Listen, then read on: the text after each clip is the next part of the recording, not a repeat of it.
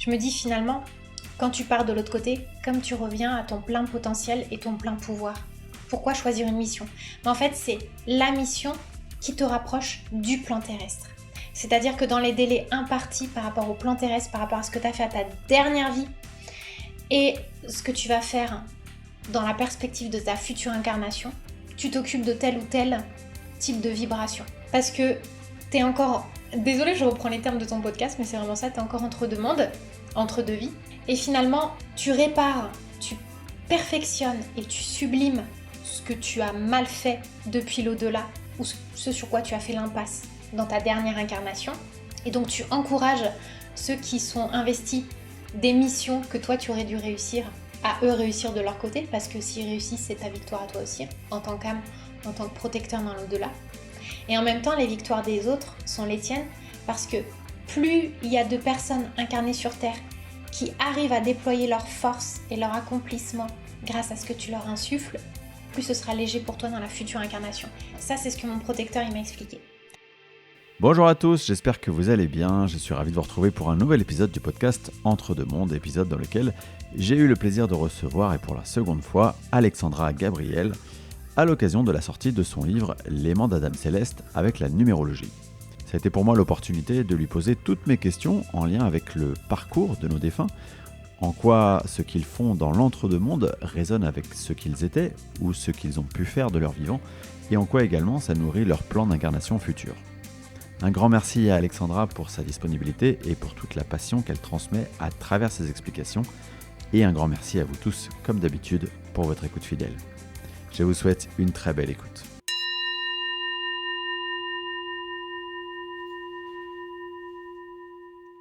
Eh bien, bonjour Alexandra, et merci à nouveau d'avoir accepté mon invitation pour ce podcast Entre deux mondes.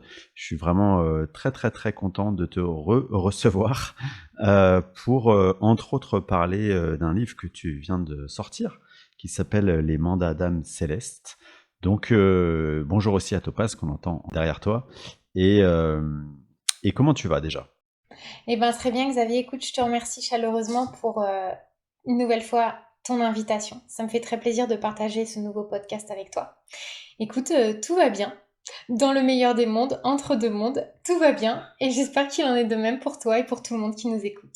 Exactement. Est-ce que tu peux nous parler un petit peu avant qu'on rentre dans le détail de ce livre, de la raison qui fait que tu as souhaité écrire spécifiquement sur ce sujet-là ? Alors bien sûr, comme tu le sais peut-être déjà, le deuil, ça a été l'épreuve qui est venue ponctuer, et j'ai presque envie de te dire, malheureusement, rythmer ma vie pendant de nombreuses années. Jusqu'à ce qu'il y ait la mort de ma mère en 2010, en décembre 2010, une nouvelle fois au moment de mon anniversaire, et qu'il y ait encore une fois ce pourquoi. Pourquoi de nouveau ? Pourquoi ce schéma répétitif ? Et il y a un moment donné où, si tu veux, j'ai décidé de prendre mon destin et mes deuils en main. Je savais très bien depuis mes 11 ans qu'il y avait une vie après la mort. Je le sentais, ça, qu'il y avait la survivance de l'âme, mais j'arrivais pas forcément à mettre des mots dessus. J'avais rien de concret. Et en fait, quand ça a été le tour de ma mère, beaucoup de choses se sont ouvertes. Beaucoup de choses se sont dévoilées, se sont révélées. Et en me plongeant dans la numérologie, il y a un moment donné où je me suis aussi enfin rendu compte que ce formidable outil qu'est la science des nombres pouvait effectivement répondre à cette question. Mais que font ceux qui sont repartis de l'autre côté, à nos côtés ? Comment font-ils pour venir en aide à nous, ici présents sur Terre ? Et quel est leur cheminement, surtout à eux, dans l'autre monde ? Comment est-ce qu'ils peuvent continuer à interagir avec nous ? Comment est-ce qu'ils agissent, eux, de leur côté, et par quels moyens ? Comment tout cela se passe ? Et tu connais mon amour pour la science des nombres, ben forcément, je me suis lancée dans les dédales des labyrinthes fous et enivrants des nombres. Et donc j'ai mené l'enquête pendant près de 10 ans. J'ai interrogé bien sûr mes propres nombres, ceux de ceux que j'aimais, que j'aime toujours. Et puis il y a eu à chaque fois des synchronicités. Une personne, 2 personnes, 10 personnes, 15 personnes, 20 personnes, 100 personnes, et plus encore. Et au final, ça a donné naissance à ce livre. Eh bien, est-ce que ça veut dire que quelque part le départ de ta mère, enfin, il y avait une sorte de contrat entre vous qui disait que son départ devait déclencher tout ça chez toi? C'est très pertinent ce que tu dis, exactement, puisque quand j'ai compris qu'elle allait partir, j'étais en année 11, donc c'est le nombre qui ramène à l'énergie de la mer, c'était en 2010, donc je rentrais dans mon année 3. Et finalement, en étant moi-même en année 3, ça a été le moment où j'ai commencé à avoir envie d'écrire, où j'ai commencé à avoir envie de verbaliser, de même communiquer avec moi-même. Et forcément, le sujet de prédilection, entre guillemets, à l'époque, étant donné que j'étais en plein deuil et qu'une nouvelle fois, je perdais quelqu'un que j'aimais, ben, c'était tous ces questionnements autour de l'après-vie. Et puis ben, j'ai eu des réponses, très très vite j'ai eu des réponses, j'ai commencé à faire des rêves prémonitoires. Et puis j'ai eu sur ma route, très vite, hein, en mars, 4 mois après sa mort, 3 mois même après sa mort, je suis tombée dans la marmite de la numérologie. Et alors là, ça a été une révélation, une véritable révélation. Et effectivement, il y avait un contrat entre nos deux âmes. Il y avait elle, sa capacité à continuer à m'aider de là où elle était. Et puis moi, ma capacité à comprendre et à continuer à apprendre avec cette épreuve qui est la mienne, l'épreuve du deuil, mais une épreuve qui finalement se transforme au fil du temps puisque je conjure le sort de ces deuils, puisque j'arrive à avoir maintenant des réponses. Et à travers l'écriture de ce livre, j'avais envie de partager aussi mes recherches et j'ai voulu que ce soit un véritable livre d'accompagnement pour le deuil. Et ouais, justement, parlant du deuil, est-ce que quand on a le parcours spirituel qui est le tien et maintenant avec le recul avec lequel tu peux le voir, est-ce que, les deuils, tu les appréhendes de la même manière? Est-ce que c enfin, tu vois, c'est assez un de mes questionnements parce que moi, j'ai pas été reconfronté au deuil depuis, mon éveil, qui effectivement a été généré par un deuil. Mais je me demande: «OK, le prochain deuil auquel je vais être confronté, est-ce que je le vivrai de la même manière finalement?» Elle est hyper pertinente ta question, parce que je me la suis posée cette question. Je me suis dit, maintenant que je sais tout ça sur l'après-vie, comment est-ce que je vais affronter les prochains deuils? Figure-toi que quand j'ai compris véritablement que j'avais quelque chose à faire, à dépasser et à conjurer avec les énergies du deuil et de la vie après la mort, bah en fait j'ai eu une période d'accalmie dans mes deuils. Oui, c'est vrai. Et finalement la personne... Bon, j'ai perdu quelqu'un, c'est particulier, mais ça c'est Pascal, c'est encore un autre type de deuil puisque ça a été la deuxième personne qui a mis en valeur mon éveil spirituel. Donc ça c'était une âme que je connaissais pas dans la matière. Mais finalement mon vrai deuil après ma mère, c'était 10 ans plus tard, c'était avec ma grand-mère. Et c'était en 2020. Et la première sensation que j'ai eue, c'est mon Dieu, mamie va retrouver maman, elle va se rendre compte qu'il y a une après-vie, elle va retrouver sa fille. Et là, la première émotion que j'ai eue, c'était la joie. Pour elle. Parce qu'elle avait perdu son enfant et que finalement, perdre son enfant, c'est l'épreuve d'une vie. C'est le truc le plus difficile. Enfin, c'est la chose la plus difficile, la plus abominable à vivre, le deuil. Donc j'ai eu ça. Mais par contre, après, tu vois, comme je suis dans la matière et qu'il me faut, moi aussi, intégrer et digérer mes émotions, j'ai eu cette immense peine et cette immense tristesse de sa perte, puisque quelque part, je me suis rendu compte que la vie avait fait une pause sur mes propres émotions pour que je puisse laisser émerger cette joie de leur retrouvaille. Donc moi, je me réjouissais vraiment de leur retrouvaille.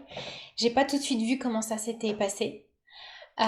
Mais après, j'ai eu ma période à moi d'intégration de la perte de ma grand-mère et mon propre deuil qui devait vraisemblablement éclore dans la matière aussi. Parce que, dis-toi bien, c'est pas parce qu'on travaille le deuil, on chemine sur justement un chemin spirituel qu'on est épargné. Ça veut pas dire que tu vas pas vivre les choses, mais tu vas les vivre différemment. Et à chaque fois, ton chagrin, bah, j'ai presque envie de dire qu'il a une autre saveur, une autre intensité. Mais par contre, il y a des sentiments qui ont disparu. Je ne suis plus aujourd'hui désespérée. Quand je perds quelqu'un, je n'ai plus ce désespoir profond de me dire mon Dieu, il ou elle est mort. Je ne la reverrai plus, je ne le reverrai plus. Je sais que je retrouverai ce que j'aimais, que c'est une question de temps. Topaz fait tes bêtises derrière, mais on la laisse faire. Je sais que c'est une question de temps dans la matière, que ma vie à moi, elle doit continuer à se dérouler, mais il y a les retrouvailles. Il y a ces fameuses retrouvailles. Donc je vais te dire que oui, mon regard sur le deuil, il a changé, il a évolué. Mais les sentiments et les émotions sont toujours aussi intenses, tu vois. J'ai perdu une petite chienne en 2022. Ça a été extrêmement difficile, ça a été terrible. Mais je sais aussi que je la retrouverai. Je sais aussi qu'il y a ça. Puisqu'on va parler donc de ce livre que tu viens de sortir, est-ce que tu peux nous expliquer en détail ce qu'est le concept du mandat d'âme céleste? Alors, le mandat d'âme céleste, déjà, il trouve sa naissance, sa genèse, dans ce que j'appelle la date de retour céleste. Je trouve ça toujours plus lumineux que de parler de la date de mort, de décès de quelqu'un. Et finalement, ce mandat céleste, il nous explique très précisément quelle est la mission d'âme que notre défunt occupe depuis l'autre monde. Puisque pour eux, c'est une renaissance. Donc, cette date-là marque le point de départ des grandes ambitions qu'ils peuvent avoir dans l'invisible, que ce soit pour eux-mêmes, mais aussi pour l'ensemble des personnes qu'ils ont aimées, qu'ils aiment toujours, qui les ont aimées, et j'ai presque envie de te dire, même pour ceux qui ne les ont pas aimées, puisque une fois dépourvus de la matière, quand on retourne de l'autre côté, j'ai compris et j'ai eu cette immense chance de pouvoir voir ça à travers un voyage astral, enfin plusieurs voyages astraux qui m'ont bouleversée, que la première intention de celui qui part, c'est vraiment de réparer, de sublimer n'importe quel lien. Que ce soit des liens interpersonnels, mais aussi des liens collectifs. Et donc dans cette perspective de sublimer ces liens, il y a l'énergie dont ils sont habités, dont ils sont animés, qui va se déployer dans la force cosmique de l'invisible. Donc c'est vraiment dans ce qu'on appelle même le domaine quantique, hein, mais aussi dans la matière. Quelque part, la pluie des retombées quantiques, de cette retombée quantique, arrive, c'est une pluie de lumière, une pluie d'or, dans la matière jusqu'à nous. Et donc les mandats d'âme céleste, avec la numérologie, ça permet vraiment, grâce au nombre, de comprendre qu'est-ce que le défunt est capable de déployer. Ça met aussi en exergue ses volontés profondes de ce qu'il n'a pas pu forcément faire à 100% et accomplir sur le plan terrestre. Et les moyens qui sont les siens, puisque de l'autre côté on a tous les moyens possibles et inimaginables, qui sont en œuvre pour déployer ses forces. Et tu vois Xavier, souvent je suis hyper surprise, par exemple sur des mandats célestes, je sais pas moi, 7, ou des mandats célestes 3, par exemple sur des 7, je vais avoir des gens qui sont à fond dans la recherche, dans la médecine. Ah bah oui, c'est exactement ce qu'ils voulaient faire. Tu vois, ma mère, c'était ça. Son rêve, c'était de devenir médecin. Elle n'a pas pu faire médecine. Et là, elle est sur un mandat céleste 7, tu vois. Enfin, elle est sur une perspective de réincarnation 7. C'est encore un autre nombre. Mais du coup, elle a beaucoup de 5. Et elle a du 7 aussi. Enfin, c'est un truc de fou. Ou des gens qui ont du 3. Ah bah tiens, il voulait devenir dessinateur. Ou il voulait monter son école de danse. Bah, il est sur du 3. Et à chaque fois, ça m'espante, ça me scotche de voir la pertinence, la cohérence, mais surtout aussi cette infinie continuité entre deux mondes, entre les deux mondes. C'est ça l'idée, c'est que quelque part, il y a une vraie continuité, il y a quelque chose que tu as commencé sur Terre, forcément, tu as pas for tu pas forcément pu, accomplir tout ce que tu souhaitais et donc avec les outils que tu peux avoir dans cet autre monde, tu vas continuer, et puis après dans une perspective aussi de continuité sur, une réincarnation. Hem Et du coup, ça me fait poser pas mal de questions.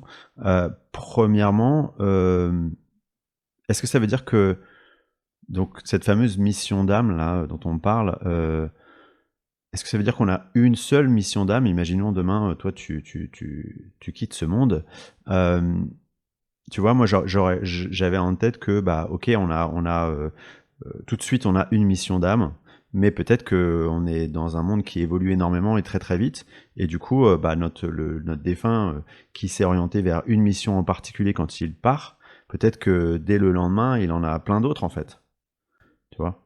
Exactement, c'est très pertinent ce que tu dis parce que cette question, je me la suis posée. Je me dis finalement, quand tu pars de l'autre côté, comme tu reviens à ton plein potentiel et ton plein pouvoir, pourquoi choisir une mission? Mais en fait, c'est la mission qui te rapproche du plan terrestre. C'est-à-dire que dans les délais impartis par rapport au plan terrestre, par rapport à ce que tu as fait à ta dernière vie et ce que tu vas faire dans la perspective de ta future incarnation, tu t'occupes de tel ou tel type de vibration. Tu vois? Parce que t'es encore... Désolée, je reprends les termes de ton podcast, mais c'est vraiment ça, t'es encore entre deux mondes, entre deux vies. Et finalement, tu répares, tu perfectionnes et tu sublimes ce que tu as mal fait depuis l'au-delà ou ce sur quoi tu as fait l'impasse dans ta dernière incarnation.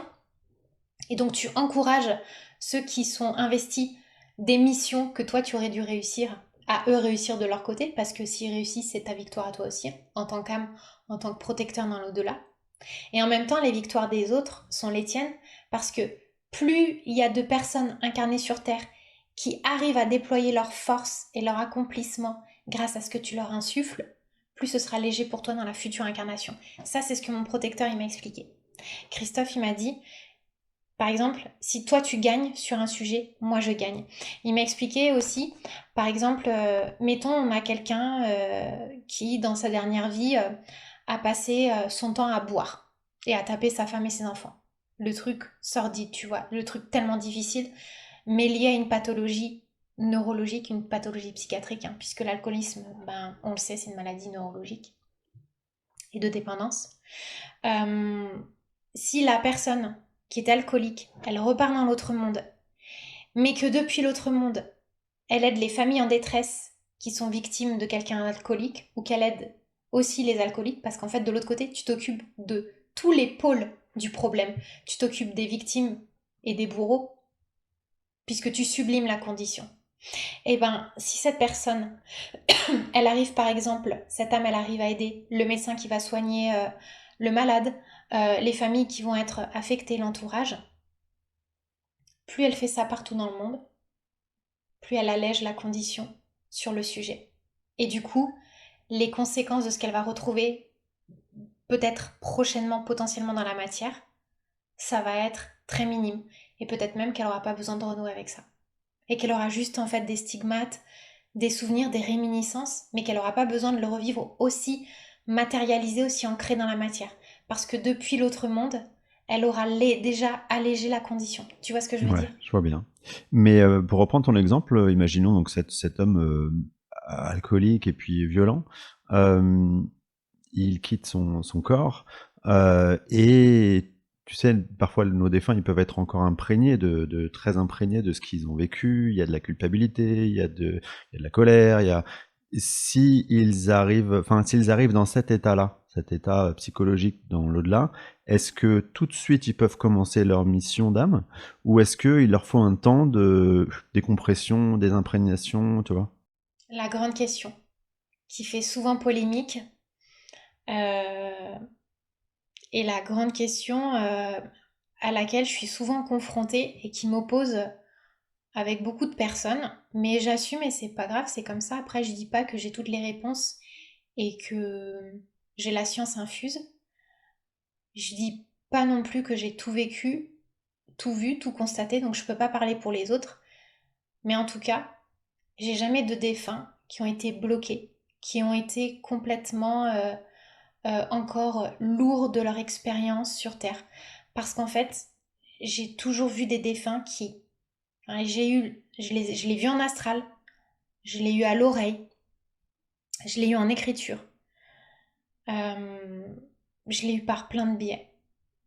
Mais j'ai toujours eu des défunts qui, une fois dépouillés de la matière, revenaient à leur pleine force, leur pleine puissance.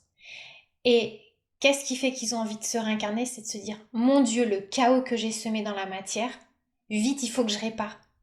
Il y a vraiment, si tu veux, cette notion de réparer, mais pas dans le sens accablé, affligé par les événements. C'est je répare parce que maintenant je connais les outils. J'ai ma panoplie de lumière derrière moi. Je suis bien bête de ne pas l'avoir utilisée. Donc maintenant j'ai envie de redéployer ma force sur Terre.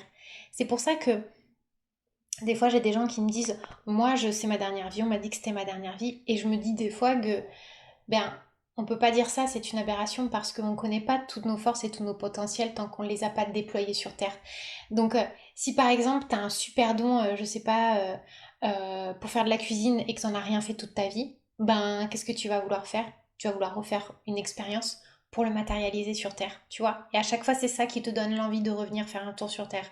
C'est ta capacité à faire valoir tes talents, ta pépite de lumière, ta pépite dorée que tu as apportée au reste du monde. Et donc, Celui qui est tombé dans les décombres de l'alcool ou de n'importe quoi, de n'importe quelle autre addiction, des fois il se rend compte qu'en fait il avait dès le départ l'outil pour dépasser ça et il n'a pas pris le bon chemin. Donc en fait il a envie de réparer, d'aller sur le chemin B plutôt que de prendre le chemin A. Tu vois, ça marche vraiment comme ça. Il y a vraiment dans la matière une question, oui ça je le sais, je l'ai vu et les noms me le disent, de destin. Mais il y a aussi une question de libre arbitre extrêmement puissant. Il y a un moment donné, tu peux vraiment vivre une épreuve karmique. Et ça sera peut-être l'objet d'un autre podcast. Mais moi, je l'ai vécu ça il y a 2 ans. Et après, il y a ta force de décision. Même si tu es au bout du rouleau, au fond du seau, qu'est-ce que tu vas décider? Quelle empreinte tu vas décider de laisser? Quelle marque tu veux laisser dans cette vie-là? Et il faut se faire violence, hein. Des fois, on n'y arrive pas. Mais des fois, il y a des opportunités qui font que tu peux y arriver. Et ça, tout le monde, chacun d'entre nous peut y arriver. Et les défunts qui sont de l'autre côté, ils l'ont compris ça.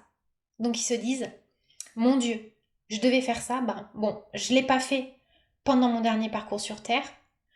Pour pas me planter dans la prochaine incarnation où je vais avoir la chance de me racheter, ben, je vais faire en sorte que ceux qui sont encore confrontés sur Terre à la même problématique que moi dépassent déjà un stade.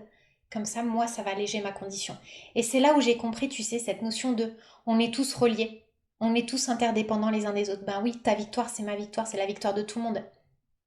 Par exemple, quelqu'un qui a des problématiques d'alcool ou de drogue et qui se fait soigner, qui renonce à son addiction, c'est tous ceux qui sont touchés par cette problématique qui gagnent en même temps. Et plus il y en a qui dépassent le truc, ben plus il y a de succès dans le futur et plus ça allège les problématiques dans les temps à venir. C'est-à-dire que finalement, en travaillant individuellement sur ton cas, tu travailles aussi pour le collectif. Exactement. Tu parlais de libre arbitre tout à l'heure et c'est intéressant parce que tu vois, c'est une des questions que j'avais quand j'ai lu ton livre. Je me disais, ok, ça a l'air hyper mathématique, hyper scientifique et finalement, quelle est la part de libre arbitre dans tout ça en fait? Quelle est la part du choix? Est-ce que ça donne l'impression que tout est écrit bien à l'avance et que finalement, bah, pas de notion de choix quoi. Bien sûr que si. Parce que, alors, sur Terre, quand tu reviens sur Terre, tu es destiné à une mission précise dans des délais impartis. C'est pour ça que tu as une date de naissance et une date de retour céleste. Pour mener à bien ton mandat d'âme sur Terre, déjà, tu sais que bon, si tu es destiné à devenir boulanger, tu vas pas te mettre à faire du dessin ou vice-versa. Et il y a un moment donné où la force de tes choix va venir se dessiner. La force de tes choix, donc ton libre arbitre qui commence à prendre forme, se fait à travers tes ressentis, tes envies, tes goûts, tes émotions, mais tous ces talents et tous ces savoirs que tu as aussi acquis dans les précédentes incarnations. Et comme il y a quelque chose de logique par rapport à des regrets,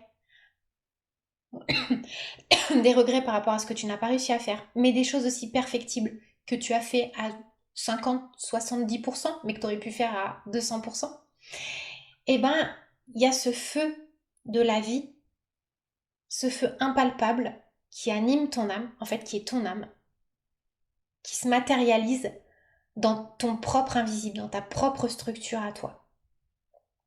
Et c'est cette énergie-là, précisément, qui va te permettre de faire les bons choix. Et c'est quand tu contraries cette énergie que tu contraries en fait les desseins de ton âme, ce que tu as décidé de revenir travailler en ton âme et conscience. Et c'est ça qui fait que tu constitues une dette karmique vis-à-vis de toi ou vis-à-vis des autres. Quand tu as très envie de faire un truc et que tu t'en prives. C'est comme si, tu vois, Xavier, tu avais super soif. Tu as une bouteille d'eau en face de toi et tu la regardes. Tu contemples ta bouteille d'eau dans le blanc des yeux. Bah, si tu la contemples 5 minutes, ça va aller. Mais si tu la contemples 1 an, 2 ans, 10 ans, tu vas te dessécher.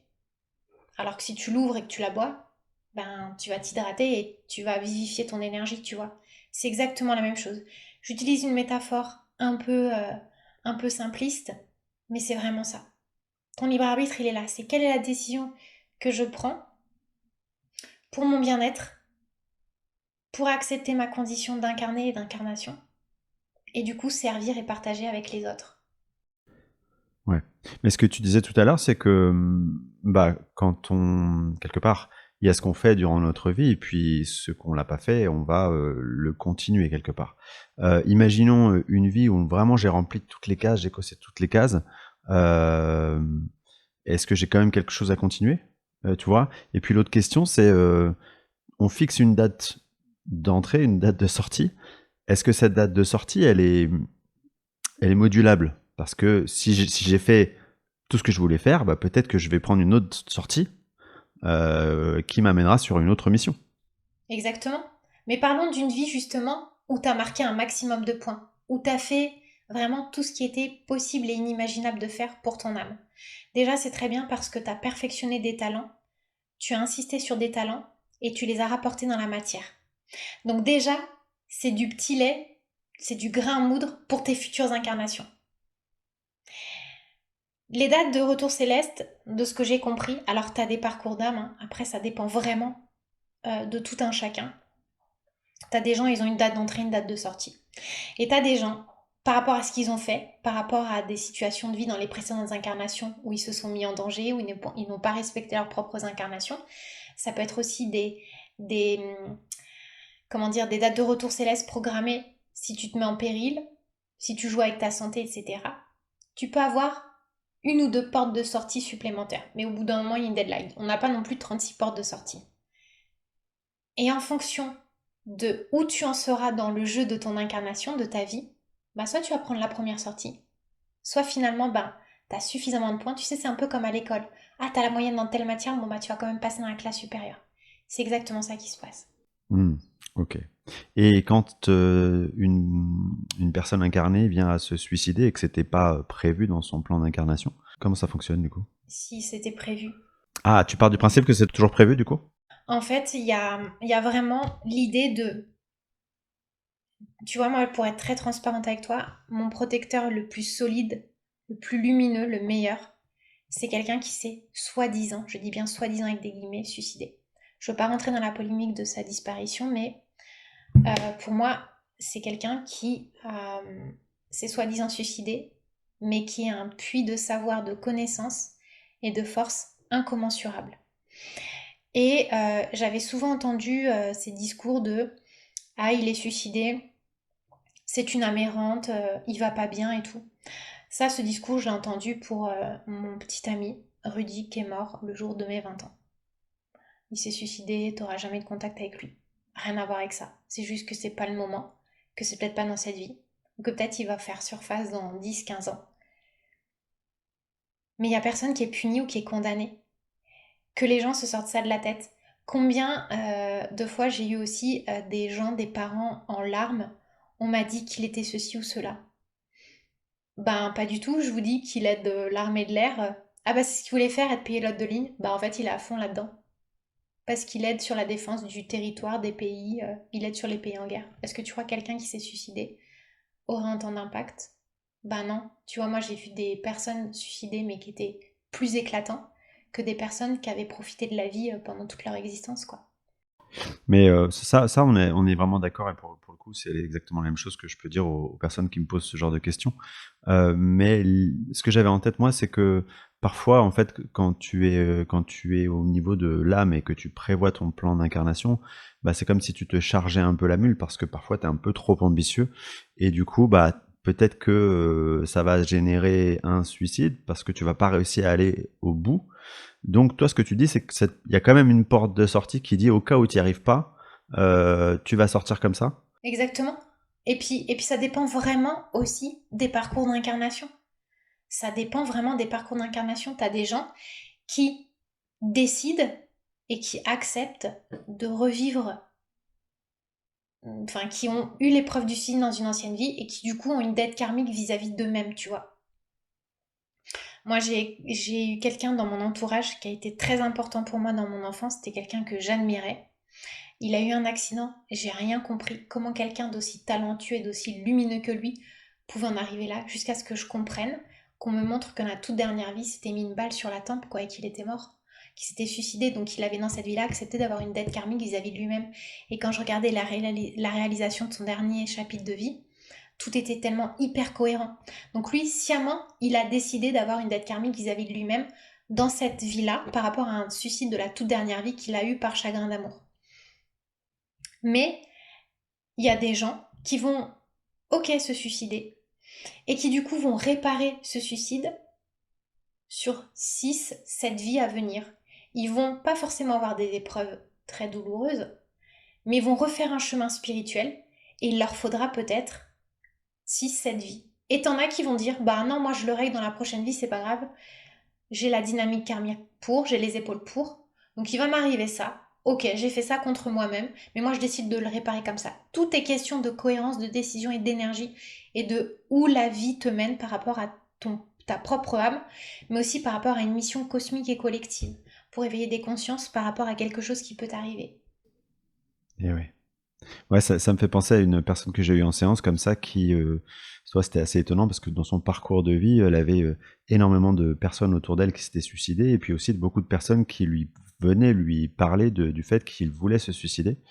Et en fait, en travaillant en état d'hypnose sur ce sujet-là, on s'est aperçu qu'elle s'était effectivement suicidée dans une autre vie et que elle travaillait une facette de ce sujet-là en venant essayer d'aider les gens à les dissuader ou à leur expliquer, tu vois, à leur donner une autre vision de la vie, quoi.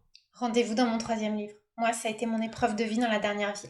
Et pareil, je comprenais pas pourquoi j'avais autant de personnes qui se suicidaient autour de moi, parce que moi, dans ma dernière vie, c'est ce que je me suis fait, je me suis suicidée. Et dans plein de vies, tu vois, d'ailleurs. Donc, ça, c'est... Ouais, tu vois, enfin, pareil, ces capacités-là, des fois, on me dit, ouais, mais tes capacités et tout, c'est que spirituellement, tu dois être éveillé. Non, pas du tout. C'est pas du tout que je suis éveillée, c'est que j'ai juste cet outil-là.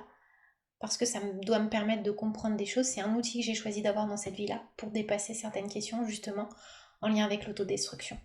Et oui. J'aimerais un peu élargir le sujet puisque je comprends que quelque part les nombres nous expliquent énormément de choses.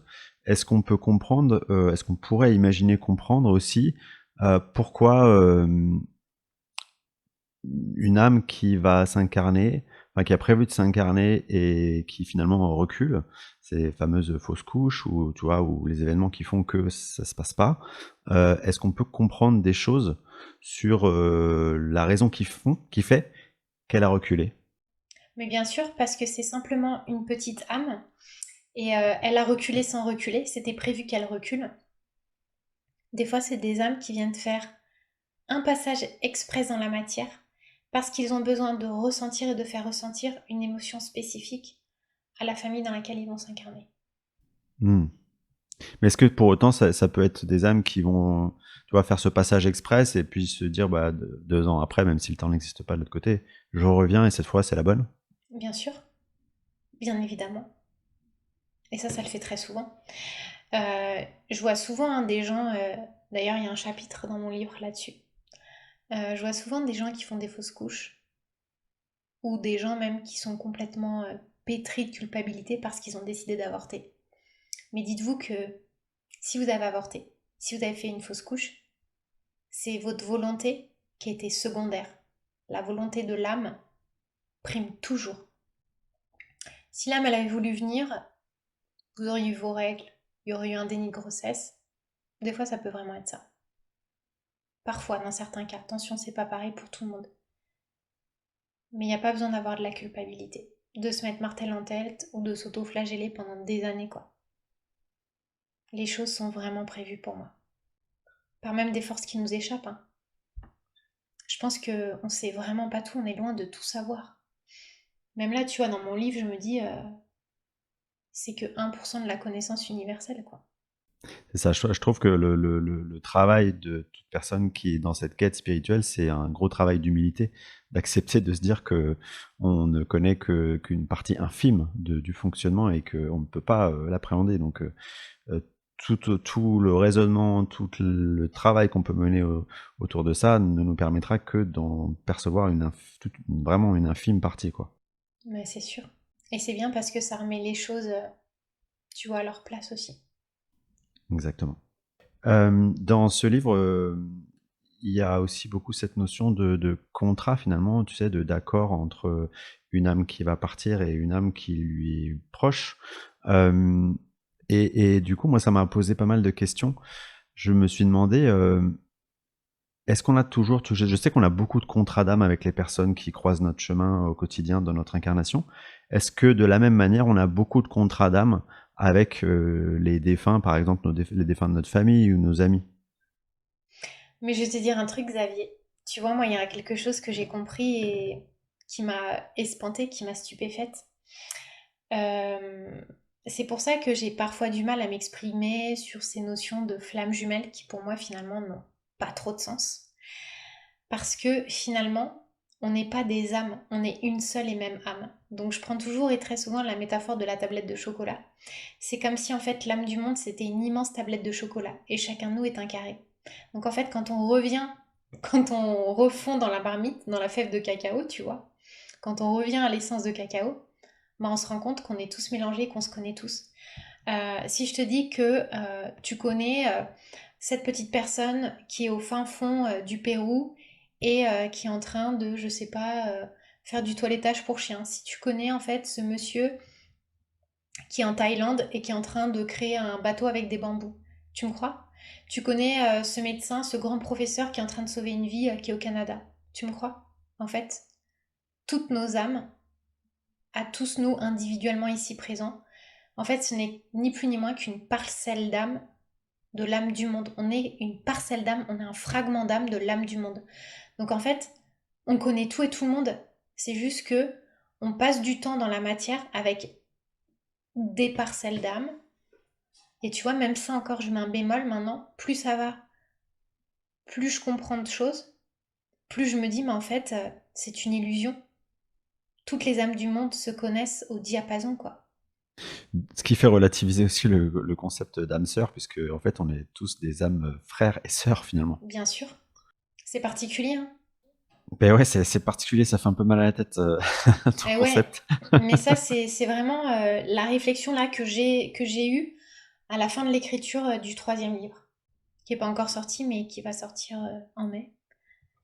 Mais c'est vraiment ce truc que je me suis dit, mais attends, tout ce que tu m'as expliqué, en fait, on se connaît tous. Bah oui.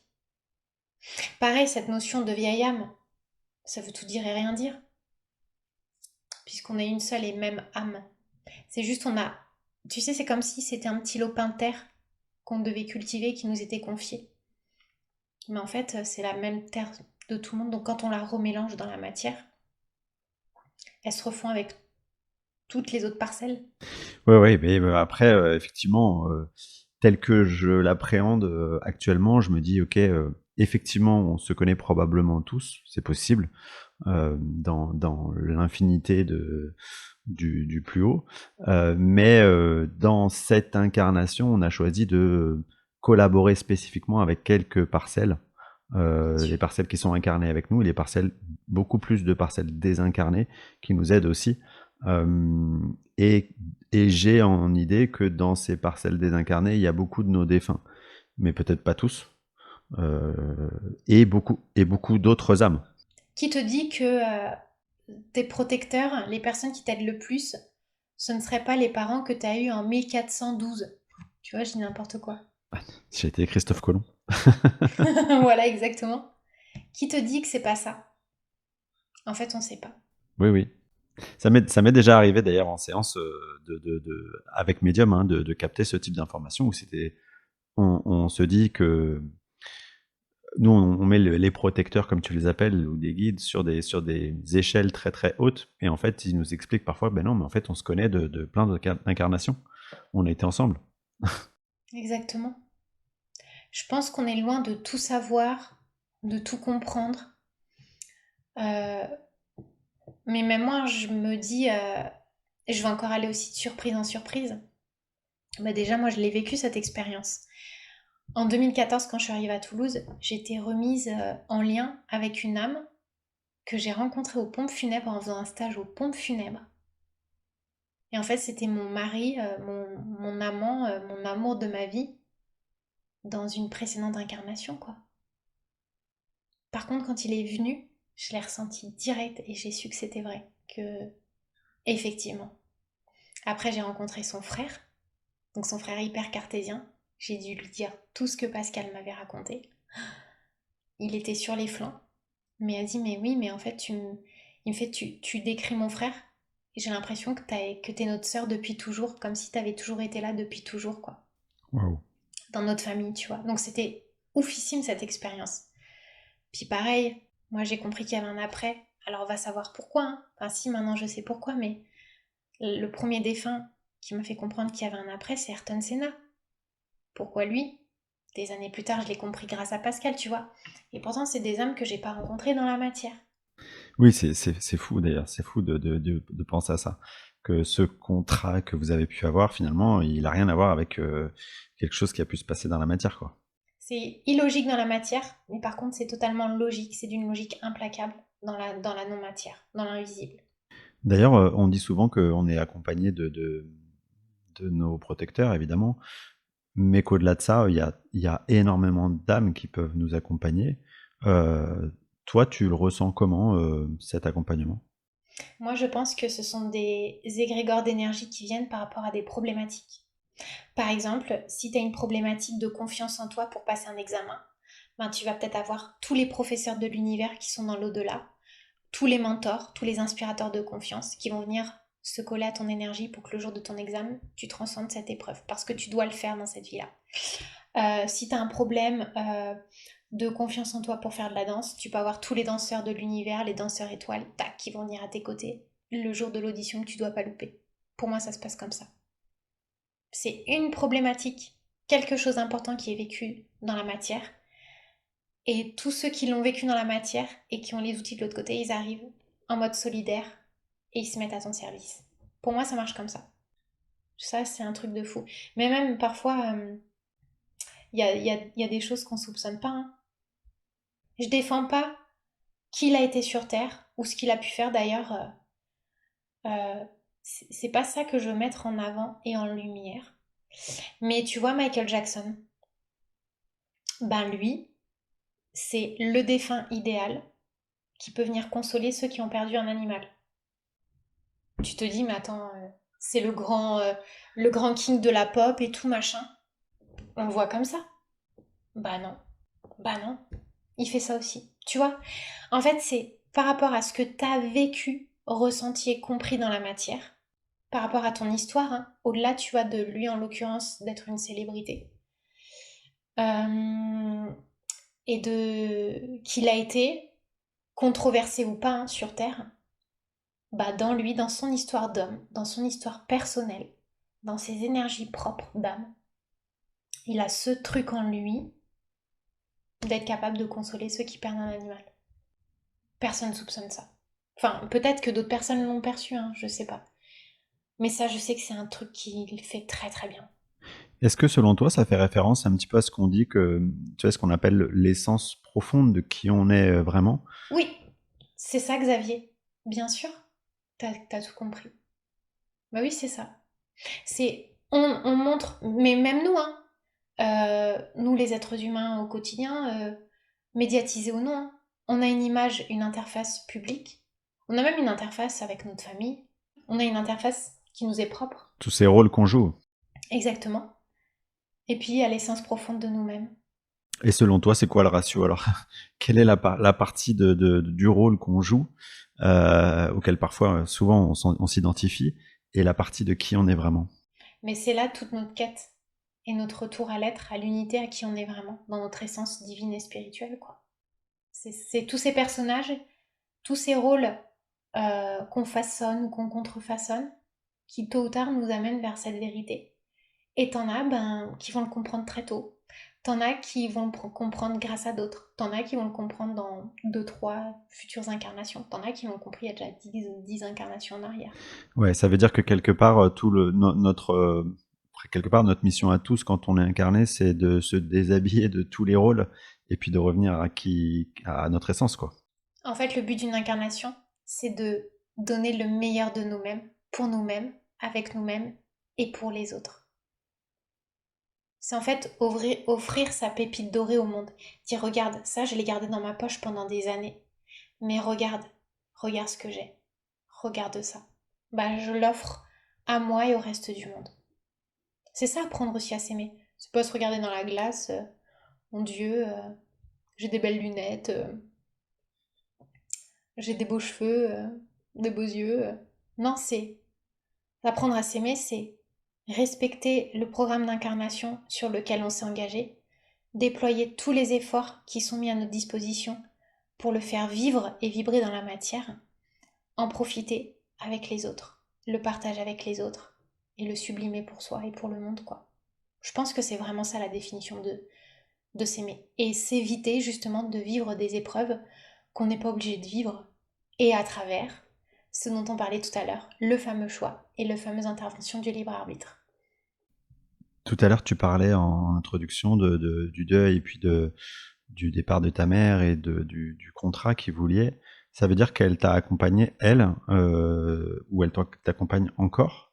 Et tu vois, mais ma question derrière, c'est justement ces contrats d'accompagnement, de soutien qu'on peut avoir de la part de nos défunts. Euh, Est-ce qu'ils sont temporaires? Est-ce qu'ils courent tout le long de notre incarnation? Est-ce que ça peut être les deux? Et qu'est-ce qui justifie que ce soit l'un ou l'autre? Très très bonne question. Merci pour ta question. Il n'y a pas de règle et il y a encore des mystères. J'ai eu effectivement cette immense chance d'avoir un accompagnement de ma mère, mais innommable. Tu vois, j'entends parfois beaucoup de gens qui disent oui, quand on a des capacités pour percevoir les défunts, tu vois, j'entends beaucoup de médiums qui disent ben, on n'est pas toujours au contact de nos proches. Alors moi, j'ai pas forcément eu mon grand-père érudit. Ouais, ça c'est clair. Et c'est un regret pour moi, des fois c'est un mystère. Mais je me dis que des fois, ils vont peut-être intervenir dans quelques années. Et je laisse la vie faire son jeu. Tu vois, je veux même pas savoir. Mais ma mère, je l'ai eue énormément au départ. Mais je l'ai eue, mais elle m'a donné des clés et des messages, mais de fou. Mais des trucs de dingue. Et après, elle s'est mise en retrait. Il y a eu Pascal. Et après, Pascal, il s'est mis en retrait. Et puis là, depuis 2 ans, j'ai un nouveau protecteur, Christophe, qui lui est là pour une mission très spécifique. Et tu vois, j'ai presque envie de te dire euh, que ben, pour toutes ces personnes, tu vois, même ma mère, avec tout ce qu'elle m'a apporté et la certitude que je la reverrai, j'ai presque même plus besoin d'elle. Elle me manque plus comme avant. Elle me manque plus d'ailleurs. Par contre, avec Christophe, il y a un truc très particulier qui s'est dessiné. Lui, c'est le seul avec qui ça me fait ça. Même, tu vois, avec d'autres, ça me le fait plus, ça me le fait pas.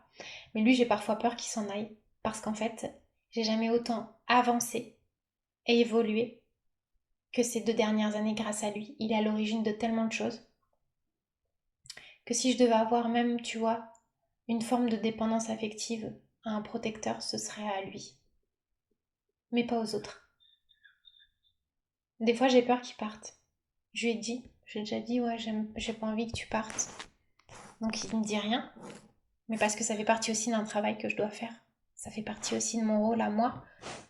On est tous indépendants affectifs de quelqu'un ou de quelque chose à un moment donné. C'est des problématiques humaines. D'ailleurs, c'était un jour où il m'expliquait là-dessus, où il me disait dans tes consultations, tu dois être de plus en plus précise. Tu peux pas dire à quelqu'un qu'il ou elle manque de confiance en lui. C'est débile, il faut que tu expliques vraiment et que tu regardes dans les nombres le domaine et pourquoi et l'origine des choses. Apprends à décortiquer encore plus tes thèmes. Donc tu vois, il m'a même donné un coup de pied au derrière dans ma manière d'appréhender mon métier de numérologue. Et du coup, le problème de la dépendance affective, je me rappelle, il disait, on est tous dépendants affectifs tôt ou tard, c'est la condition de l'être humain, de quelqu'un, de quelque chose. Et là, je me rappelle une fois, Julie, c'est un autre protecteur qui m'a dit, Alex, tu préfères qui entre Christophe et Ayrton? Comme ça, en rigolant. Tu sais, Jules, les bonnes blagues et les bonnes questions. Euh, et en fait, quand il m'a dit ça, moi, ça m'a fait peur. J'ai dit, ben, honnêtement, j'ai presque envie de te dire qu'aujourd'hui, Ayrton, c'est acquis. Et que s'il part, ça va, c'est ok. Maintenant que j'ai compris le rôle qu'il avait eu dans ma vie. Alors que Christophe, c'est très dur, tu vois. Euh, donc, il partira forcément à un moment donné. Mais je sais que je le retrouverai dans l'invisible, tu vois. Donc c'est juste un manque dans la matière, mais c'est aussi des moments, des rendez-vous qu'ils ont avec notre propre incarnation. Et tu vois, Ayrton, j'ai mis 20 ans à comprendre son rôle. Mais c'est les 20 ans qu'il fallait. Et peut-être que mon grand-père, il arrivera. Quoique mon grand-père, il m'a fait des petits clins d'œil quand mon cheval est tombé malade. Effectivement, c'est lui qui a toujours transmis l'amour des animaux dans la famille. Donc tu vois, des fois, je sais qu'il y a des gens qu'on n'a pas maintenant. C'est pour ça que je dis aux gens de jamais désespérer. Vous avez perdu votre grand-mère, ok, votre grand-père, votre frère, votre sœur, vos parents, votre amour. Mais peut-être qu'il va avoir un rôle capital dans 6 ans, dans 10 ans, dans 15 ans. Et ça, j'en suis persuadée. Eh bien, merci. On va terminer sur ce message d'espoir qui est très important à entendre. J'aimerais quand même parler de ce livre pour dire à tous les auditeurs qui nous écoutent que je l'ai particulièrement apprécié, et c'est pas seulement parce que j'apprécie ton travail, Alexandra, de manière générale, et toutes tes interventions, mais c'est parce que je trouve qu'il a une valeur assez unique. C'est qu'il, d'ailleurs, c'était le cas aussi de ton premier livre. Il donne la responsabilité, c'est-à-dire que c'est pas un livre qui va vous dire les choses, c'est un livre qui va vous aider à appréhender votre propre manière d'aller chercher votre information. Et ça, je trouve que c'est vraiment quelque chose d'assez précieux dans ces livres. Donc, vous allez pouvoir vraiment cheminer à travers, faire vos propres calculs et comprendre quelque part les liens et puis les mandats qui sont ceux de vos proches disparus. Donc, rien que pour ça, je trouve que ce livre, il est assez formidable. Merci Xavier. Je t'en prie, et merci encore à toi, Alexandra, c'était un grand plaisir. Écoute, on se donne rendez-vous pour le 3e livre. On prend Avec date. grand plaisir. Merci à tous les auditeurs pour votre écoute fidèle. À bientôt. Au revoir, à bientôt.